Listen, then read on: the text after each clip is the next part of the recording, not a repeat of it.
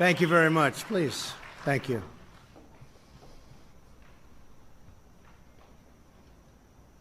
The First Lady and I are honored to welcome to the White House Prime Minister Netanyahu of Israel and Mrs. Netanyahu. Thank you so much. Thank you, Sarah.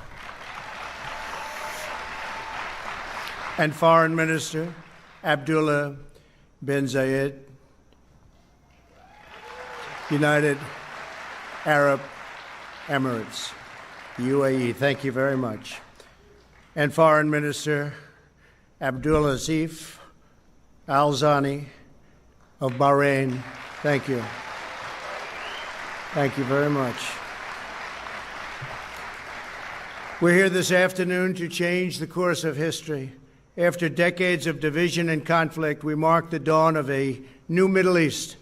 Thanks to the great courage of the leaders of these three countries, we take a major stride toward a future in which people of all faiths and backgrounds live together in peace and prosperity.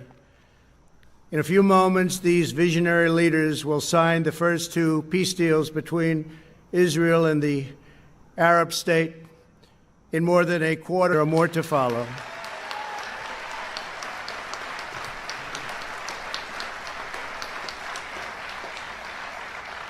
Israel, the United Arab Emirates, and Bahrain will establish embassies, exchange ambassadors, and begin to cooperate and work together so strongly to cooperate as partners across the broad range of sectors, from tourism to trade and healthcare to security. They're going to work together. They are friends. The Abraham Accords also opened the door for Muslims around the world to visit the historic sites in Israel and to peacefully pray at Al-Aqsa Mosque in Jerusalem, the third holiest site in Islam.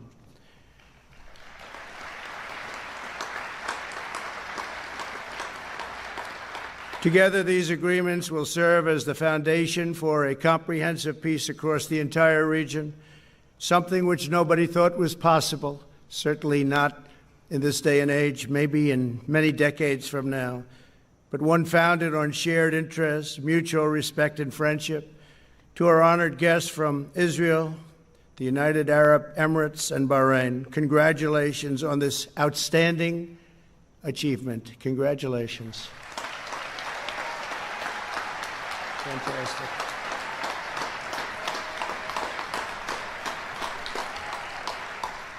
I also want to thank Vice President Mike Pence. Thank you, Mike. Great job. Secretary of State Mike Pompeo. Mike, thank you very much. National Security Advisor Robert O'Brien. Robert, thank you. Mr. Jared Kushner. Jared, thank you very much. Ambassador Brian Hook. Thank you very much, Brian. Thank you. Thank you. And Avi Berkowitz. Avi, thank you very much. That's a very great group of people, great group of patriots. They wanted this to happen so badly. They worked so hard. And again, nobody thought it could happen, and they thought it could happen. They never even doubted it. So I want to thank you all very much. Thank you. For generations, the people of the Middle East have been held back by old conflicts, hostilities, lies, treacheries. So many things held them back. Actually, lies that the Jews and Arabs were enemies and that Al-Aqsa Mosque was under attack. Constantly, they would say it was under attack. These lies passed down from generation to generation, fueled a vicious cycle of terror and violence that spread across the region and all over the world. These agreements prove that the nations of the region are breaking free from the failed approaches of the past. Today's signing sets history on a new course, and there will be other countries very, very soon that will follow these great leaders.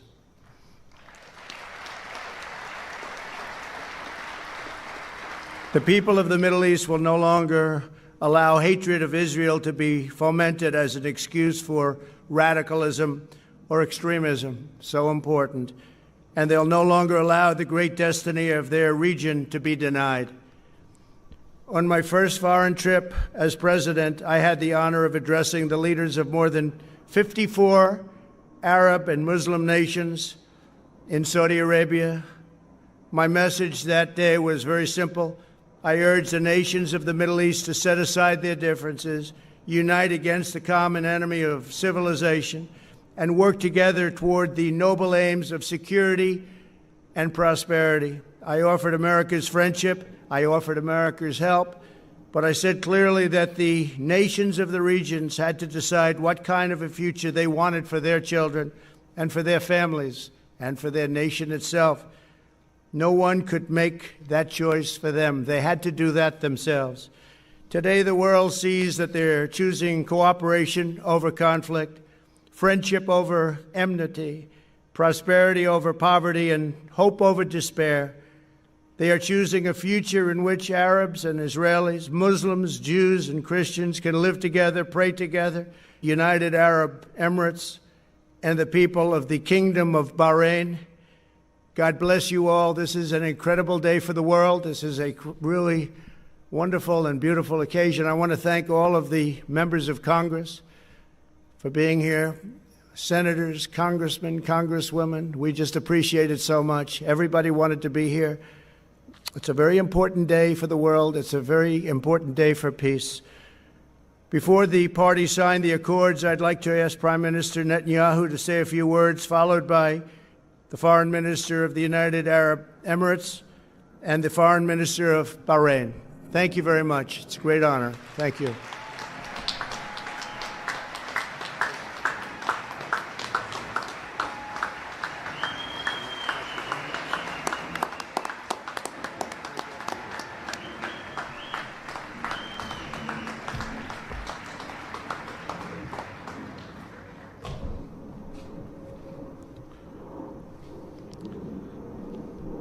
Our dear friend, President Trump, First Lady Melania Trump, thank you for hosting me, my wife Sarah, and our entire delegation on this historic day.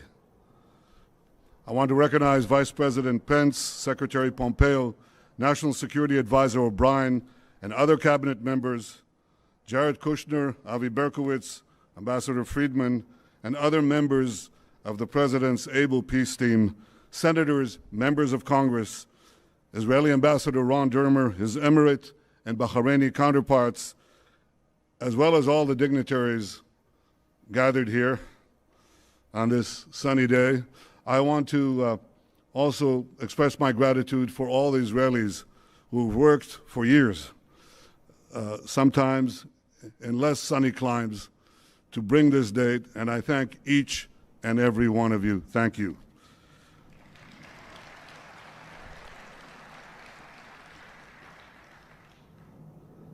Ladies and gentlemen, Mr. President, this day is a pivot of history. It heralds a new dawn of peace. For thousands of years, the Jewish people have prayed for peace.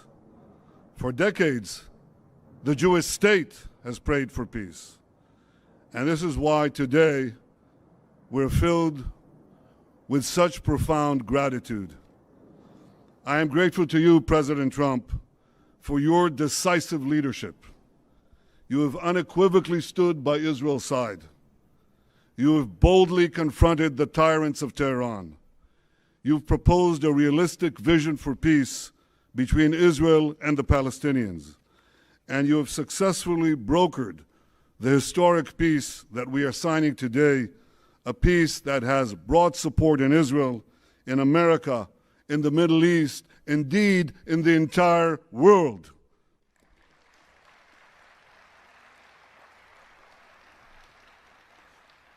I am grateful to Crown Prince Mohammed bin Zayed of the United Arab Emirates and to you, Foreign Minister Abdullah bin Zayed.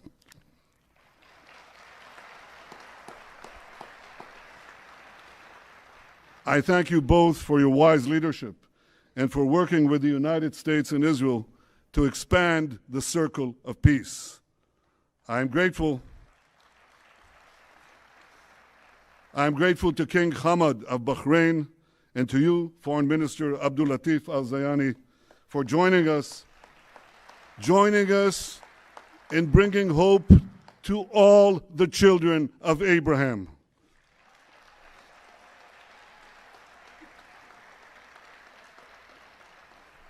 To all of Israel's friends in the Middle East, those who are with us today and those who will join us tomorrow, I say, Assalamu alaikum.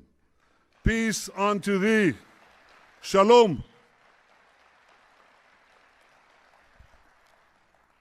And you have heard from the President that he is already lining up more and more countries.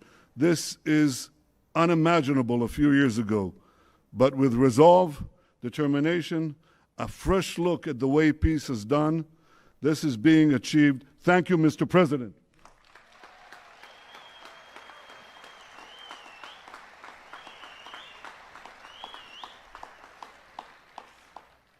Ladies and gentlemen, the people of Israel well know the price of war. I know the price of war. I was wounded in battle. A fellow soldier, a very close friend of mine, died in my arms. My brother Yoni lost his life while leading his soldiers to rescue hostages held by terrorists at Entebbe. My parents' grief over the loss of Yoni was unrelieved until their dying day. And over the years, when I've come to console the families of Israel's fallen soldiers and victims of terror, I have seen that same grief countless times. And this is why I am so deeply moved to be here today. For those who bear the wounds of war, cherish the blessings of peace.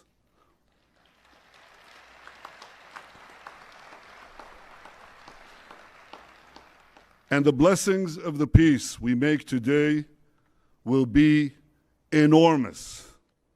First, because this peace will eventually expand to include other Arab states, and ultimately it can end the Arab-Israeli conflict once and for all.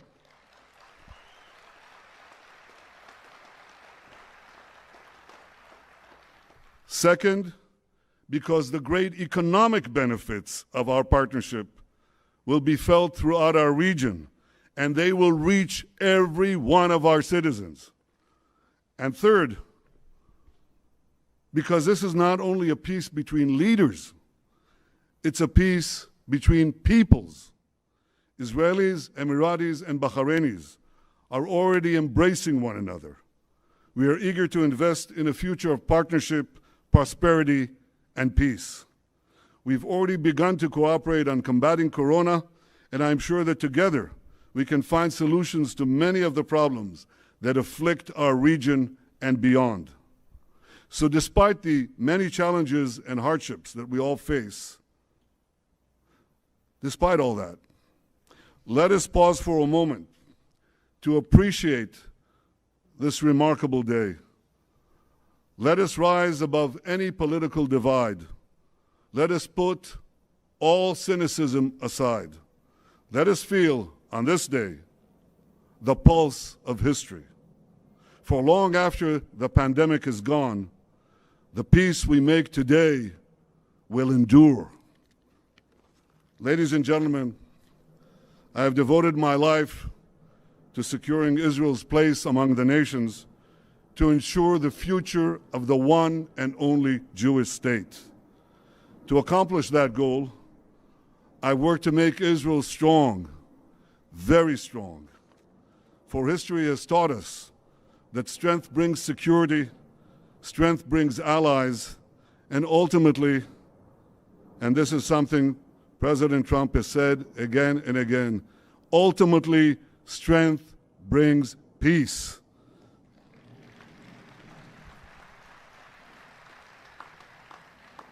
King David expressed this basic truth thousands of years ago in our eternal capital, Jerusalem. His prayer, immortalized in the book of Psalms in the Bible, echoes from our glorious past and guides us towards a brilliant future. Adonai oz le'amo yiten, Adonai yevarech et amo b'shalom. May God give strength to his people. May God bless his people with peace. Mr. President, distinguished guests, this week is Rosh Hashanah, the Jewish New Year. And what a blessing we bring to this new year.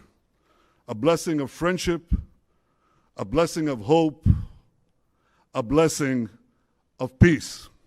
Thank you.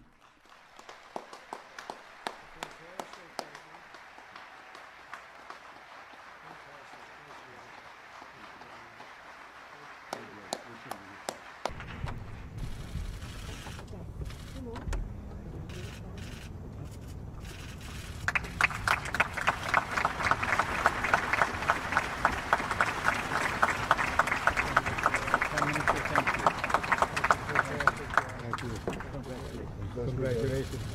Congratulations, sir. Congratulations.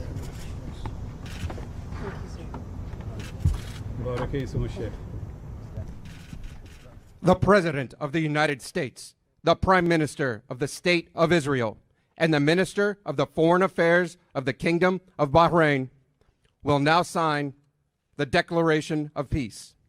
They will each sign 3 copies, one in English, Hebrew, and Arabic. We kindly ask that all guests remain seated for the signing of the documents.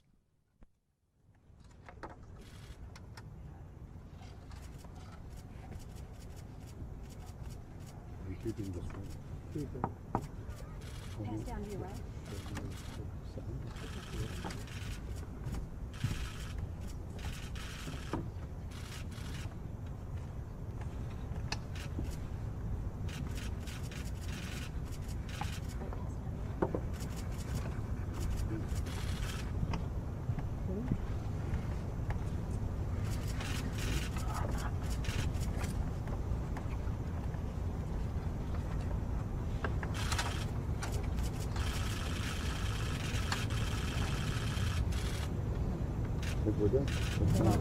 Sure? Yes.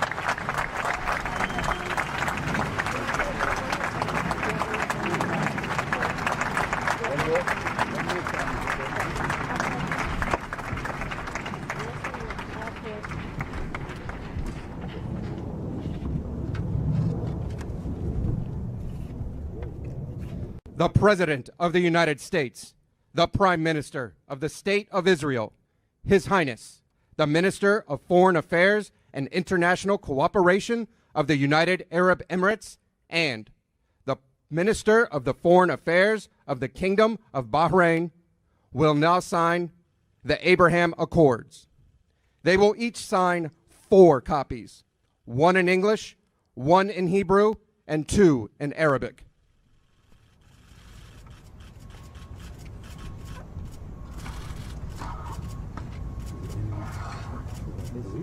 Easier. You can just